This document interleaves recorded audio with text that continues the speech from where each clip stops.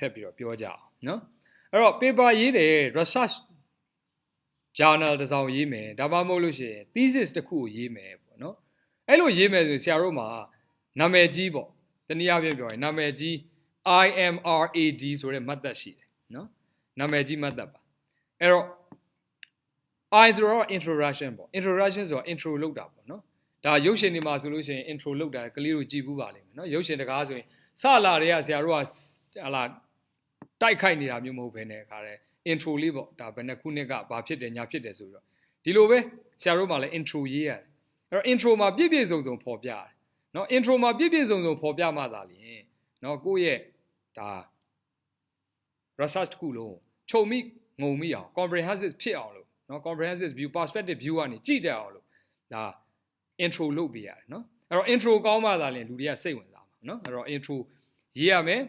အဲ့ဒါကိုဆရာတို့က I လို့ပြောတယ်ပေါ့နော်ပြီးတော့ဆရာတို့က M ဆိုတာ method ကိုပြောတာ M ဆိုတာ method ဆိုတာဘယ် method နဲ့သုံးပါလဲနော်ဘယ်လို method မျိုးကိုသုံးပါလဲဥပမာ measurement ဆိုရင်လည်းဒါ measurement method ပေါ့ဒါမှမဟုတ်လို့ရှိရင်ဆရာတို့က mathematical modeling လုပ်မယ်ဆိုရင်လည်း mathematical modeling ပေါ့ကိုသုံးမဲ့ method တွေပေါ့နော် robot စောက်မယ်ဆိုရင်လည်းဘယ်လို robot ကိုစောက်မယ် fuzzy သုံးမယ်ဆိုရင်လည်းဘယ်လိုသုံးမယ်ဟလာစသဖြင့် PID သုံးမယ်ဆိုရင်လည်းဘယ်လိုသုံးမယ်စသဖြင့် method တွေပေါ့လိုပါတယ်နော်ပြီးရင်တော့ research result တွေပါရမယ်နော် result မပါတဲ့ thesis result မပါတဲ့ paper ဒါတွေကတန်ဖိုးမရှိပါဘူးနော်အဲ result ပါရမယ် result ပါတဲ့အခါမှာစောစောကသုံးထားတဲ့ method တွေကိုနော်စောစောကသုံးထားတဲ့ method တွေကိုအသုံးပြုပြီးတော့တိဆောက်ထားတဲ့စနစ်တစ်ခုကိုဆရာတို့ကတကယ် apply လုပ်ကြည့်တဲ့အခါမှာထွက်လာတဲ့ result တွေပေါ့အဲဒီ result တွေကိုဘယ်လိုလုပ်ရမလဲဆိုရင်စနစ်တကျ explanation လုပ်ပေးရမယ်နော်ဘယ်လိုဟာတွေနဲ့လုပ်ရမလဲဆိုရင်ဆရာတို့က data analysis လုပ်ပြီးတော့လုပ်ပေးရမယ်this is result ဆိုရင်တော့ဒါတန်ဖိုးမရှိဘူးเนาะတခါလေသူကရေးတယ် this is result เนาะတခါလေ this is simulation result ဒီလောက်နဲ့ပဲရပ်သွားတယ်ဟုတ်ပြီအဲ့ဒီ result မှာမင်းဘာတွေ့တယ်လဲအဲ့ဒီ result ကဘာကိုပြောတာလဲအဲ့ဒီ result ကိုကြည့်ပြီးတော့ဘာပြောနိုင်လဲဆိုတဲ့အချက်တွေကိုဆွဲထုတ်အောင်เนาะပြီးတဲ့အခါမှာတော့ discussion ရောက်သွားတဲ့အခါမှာတော့ကိုယ့်ရဲ့ဒီလောက်ခဲ့သမျှသူတေသနာတစ်ခုလုံးရဲ့เนาะဟာလာဒီ story တစ်ခုလုံးရဲ့เนาะဆွေးနွေးခန်းရောက်သွားပါပြီဒါဆိုရင်သူ့မှာကောင်းတဲ့အချက်တွေရောဆိုးတဲ့အချက်တွေရောအားသာချက်တွေရောအားနည်းချက်တွေရောဒါဆွေးနွေးရမှာဖြစ်ပါတယ်ဒီလိုမျိုးဆရာတို့ကရေးရမှာဖြစ်ပါတယ်အဲ့တော့ဒါနာမည်ကြီးပါ IMRDAD ဆိုပြီးတော့ပေါ့နော်အဲ့တော့အဲ့ဒီမှာဆရာတို့ကဆက်ပြီးဘာလုပ်မလဲဆိုတော့ introduction ဘာလို့ရေးရလဲ introduction က why ဆိုတဲ့မေးခွန်းကိုဖြေပေးဖို့ဖြစ်ပါတယ် why ဆိုတာဘာလို့မင်းဒီ research ကိုလုပ်တာလဲ why ဘာဖြစ်လို့ဒီ project ကိုလုပ်ချင်တာလဲ why နော်ဘာဖြစ်လို့ဒီစာတမ်းကိုရေးရတာလဲဆိုတာကိုလူတွေကို introduce လုပ်ပေးရတာဖြစ်ပါတယ်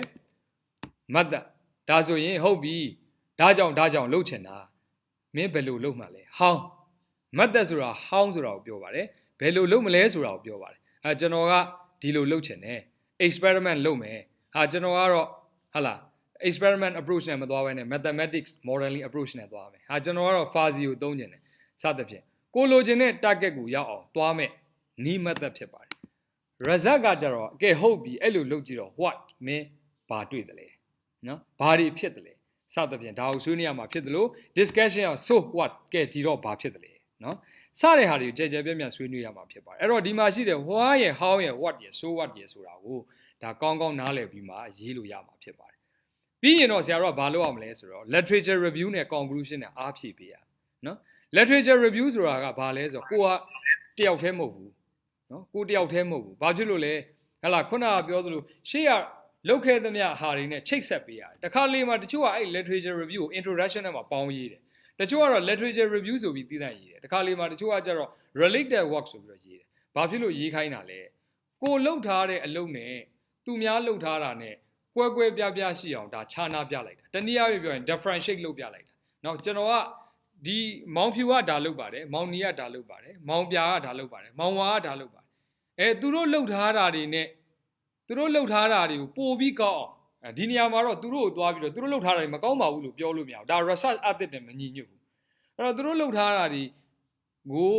လိုအပ်နေတာလေးတွေဒါမှမဟုတ်ရင်သူတို့လှုပ်ထားတာတွေပို့ပြီးကောက်အောင်ကျွန်တော်ကဒါလေးလှုပ်ချင်တယ်ဆိုတာမျိုးထည့်ပေးရတယ်တနည်းအားဖြင့်ပြောရင်အဲ့ဒီ research industry တခုလုံးနဲ့ချိတ်ဆက်ပေးရတယ်စောစောကပြောလို့ previous watch တွေနဲ့ချိတ်ဆက်ပေးရတယ်ဒါမှသာလျှင်အားကောင်းတဲ့ research ဖြစ်ပါမယ်နောက်တစ်ခုက literature survey လုပ်တယ်ဆိုတာကဟာလာဘာကြောင့်လုပ်ရလဲဆိုတော့အရေးကြီးတဲ့အချက်တစ်ချက်ကတော့ဟာလာ ဆရာတို့က reinvent the wheel ပေါ့ဘိန်းဆိုတာဟိုးလွန်ခဲ့တဲ့နှစ်ပေါင်းများစွာတွေကဆရာတို့ကတွေးခဲ့ပြီးသားဖြစ်တယ်ဒါပေမဲ့ကိုက literature စာပြီးမလုပ်ဘူးဆိုရင်သူများလုပ်ပြီးသားဟာတွေ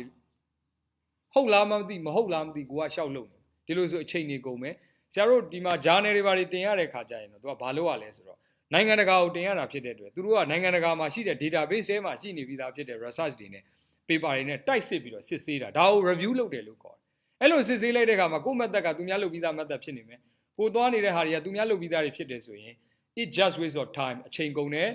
အကျိုးမရှိပါဘူးဒါကြောင့်မလို့ဆရာတို့က literature review လုပ်ပေးရပါတယ်တကယ်လို့ journal ကောင်းကောင်းရေးမယ်ဆိုလို့ရှိရင် literature review ကိုကောင်းကောင်းလုပ်ရပါတယ်ဒါကြောင့်နိုင်ငံ